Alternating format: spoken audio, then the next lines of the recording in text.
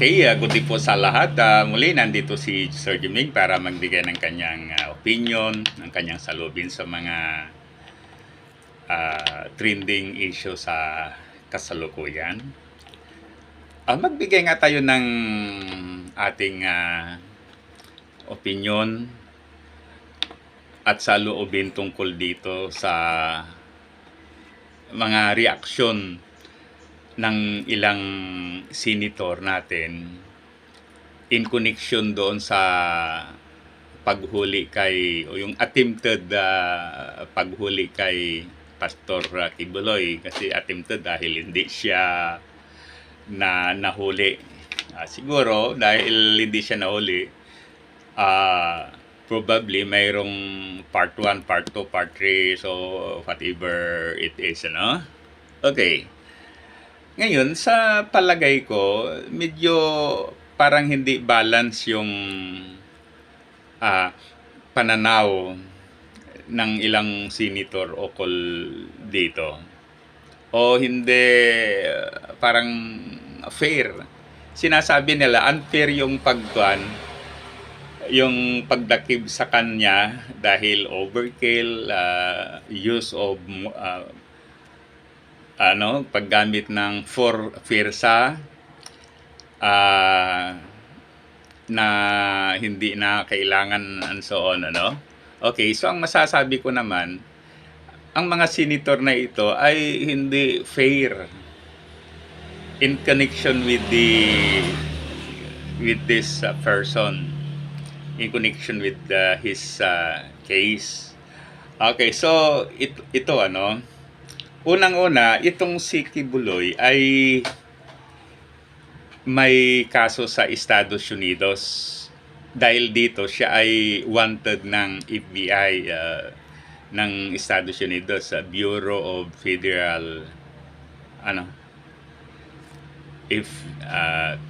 Federal Bureau of Investigation pala, FBI. Okay, so yan.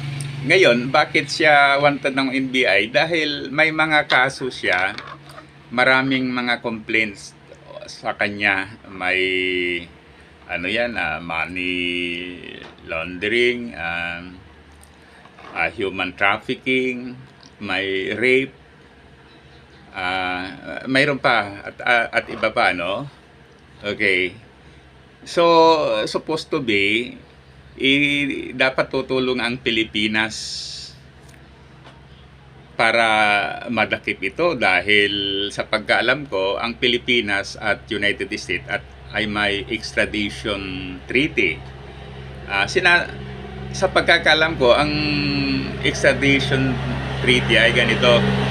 Halimbawa, may Amerikanong may criminal, may tao na nag-commit ng crime sa United States pagkatapos nandito siya sa Pilipinas. Dapat tutulong ang Philippine government para mai-extradite o mai-send yung tao doon para makaso at saka para mapanagutan whatever offenses na mayroon siya. Okay, ganun din. Halimbawa, may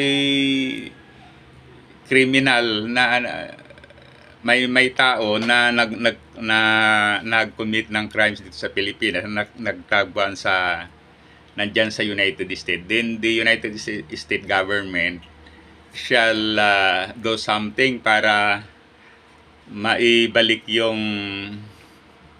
criminal na yan dito sa Pilipinas para managot sa kanyang mga whatever offenses sa batas. Okay? So, ganun yan ang kwan. Ngayon, maliwanag naman na si Kibuloy may mga kwan, yet hindi umaak ang Philippine government kasi it's a sensitive matter. Yang si Kibuloy, siya yung spiritual leader, spiritual advisor ni President Duterte noon. Pagkatapos si President Duterte sa ngayon ay mayroon pang marami pang mga naniniwala sa kanya. Although ako'y naniniwala na little ay pan na rin ang mga yan. Okay? lalayan rin sa kay President Duterte. Okay.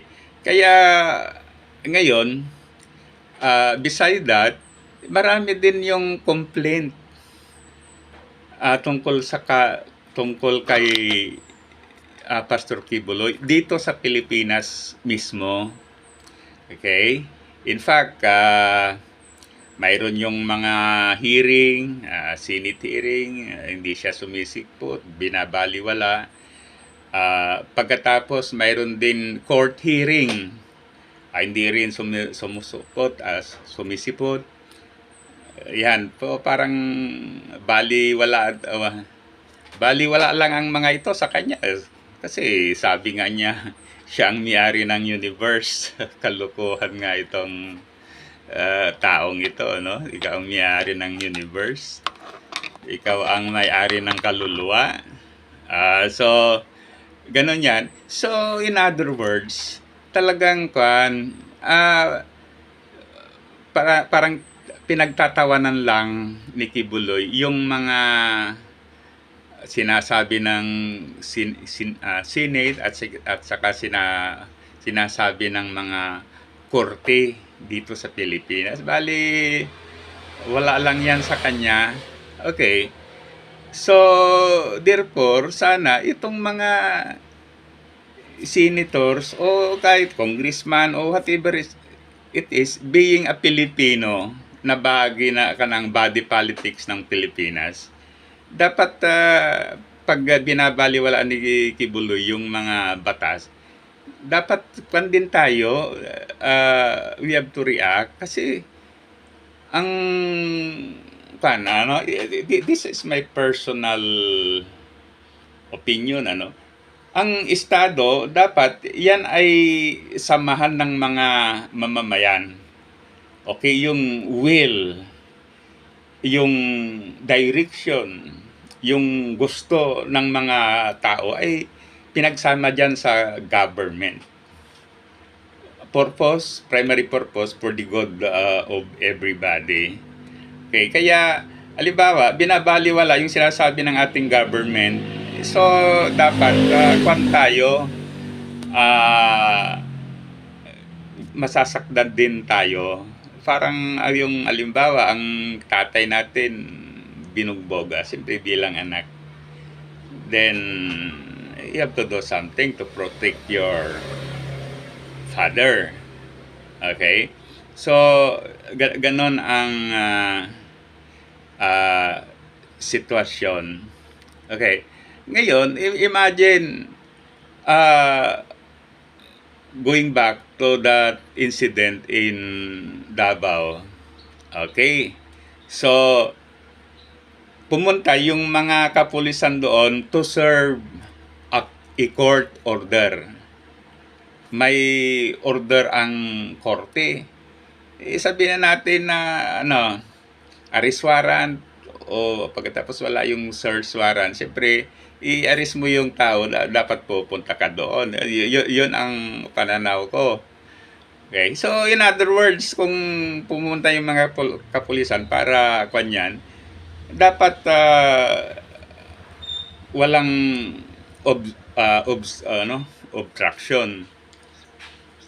obstruction.